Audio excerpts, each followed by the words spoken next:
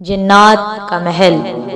جیسا کہ آپ نے حصہ اول میں دیکھا کہ اس رات کے بعد حارث، عارف اور بلال نے محل کا ذکر کسی سے نہ کیا، لیکن وقت گزرنے کے ساتھ ساتھ حارث کے دل میں ایک نیا تجسس پیدا ہونے لگا۔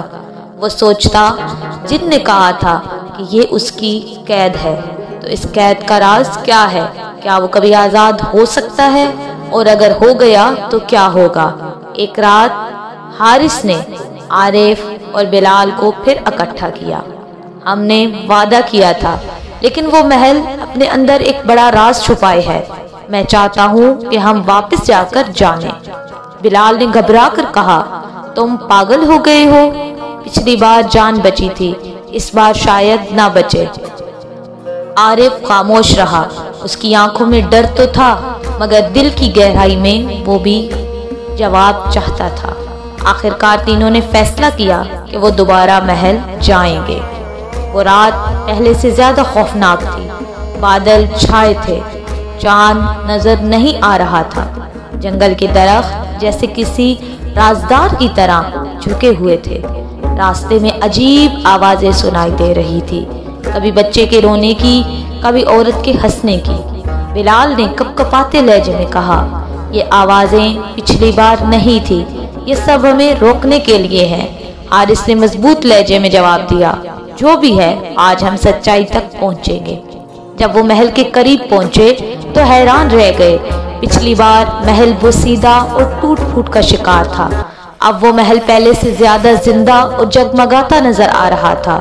کھڑکیوں میں مشعلیں جل رہی تھی اور دور سے موسیقی کی مدھم آواز آ رہی تھی، جیسے اندر کوئی بزم سجی ہو۔ یہ کیسے ممکن ہے؟ عارف نے سرگوشی کی۔ یقیناً کچھ بدل گیا ہے، حارث نے کہا اور آگے بڑھ گیا۔ محل میں داخل ہوتے ہی وہ ایک بڑے ہال میں پہنچے، جہاں تخت پر وہی جن بیٹھا تھا، مگر اس بار اکیلا نہیں تھا۔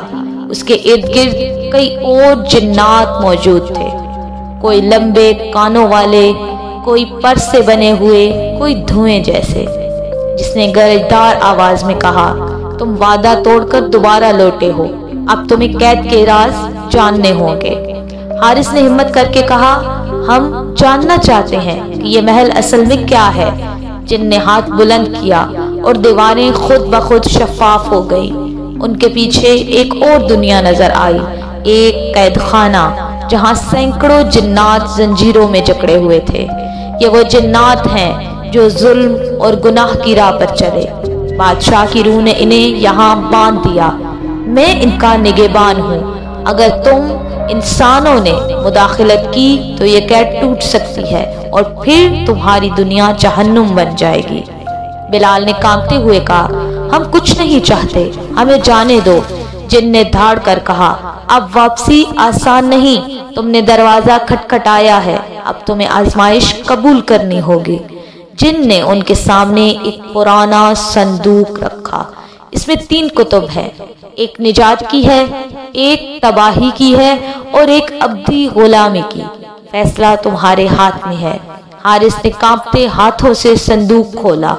اندر 3 کتابیں رکھی تھی، سیاہ، سرخ اور سفید۔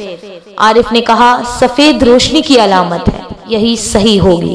بلال نے کہا، چھو مت، یہ سب دھوکہ ہے۔ مگر حارث نے سفید کتاب اٹھا لی۔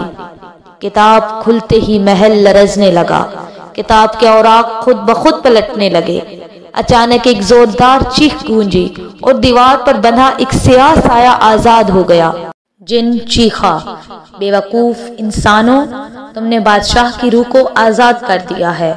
حال میں دھواں پھیل گیا اور دھوئیں سے ایک سیاہ ہیولا نمودار ہوا۔ وہ بادشاہ کی روح تھی جو قید سے نکل کر جنات پر قابض ہونا چاہتی تھی۔ جن اور بادشاہ کی روح میں جنگ چھڑ گئی۔ بجلیاں کڑکنے لگی، دیواریں ٹوٹنے لگی۔ حارث، عارف اور بلال جان بچانے کے لیے ایک کونے میں دبک گئے۔ بادشاہ کی روح نے کہا مارا، اب میں آزاد ہوں، انسانوں اور جنات دونوں پر راج کروں گا۔ لیکن جن نے دھاڑ کر کہا، جب تک میں زندہ ہوں یہ محل تیری سلطنت نہیں بنے گا۔ وہ دونوں ایک دوسرے سے ٹکرا گئے، آگ اور دھوئیں کا طوفان مچ گیا۔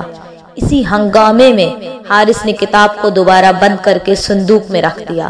اچانک شور تھم گیا، بادشاہ کی روح دوبارہ قید ہو گئی، مگر محل ٹوٹنے لگا۔ جن نے تینوں کی طرف دیکھا اور کہا، تمہاری ہمت نے قید کو دوبارہ مضبوط کیا ہے، مگر یاد رکھو اگر کبھی یہ صندوق دوبارہ کھلا تو نہ میں بچاؤں گا نہ کوئی اور۔ اگلے ہی لمحے جن اور باقی مخلوقات دھند میں غائب ہو گئی، محل زمین بوس ہو گیا اور جنگل کی خاموشی لوٹ آئی۔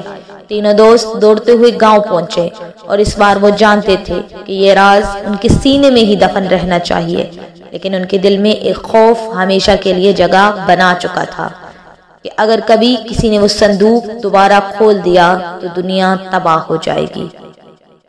اگر آپ کو یہ کہانی پسند آئی ہے تو چینل کو سبسکرائب کرنا مت بھولیے گا۔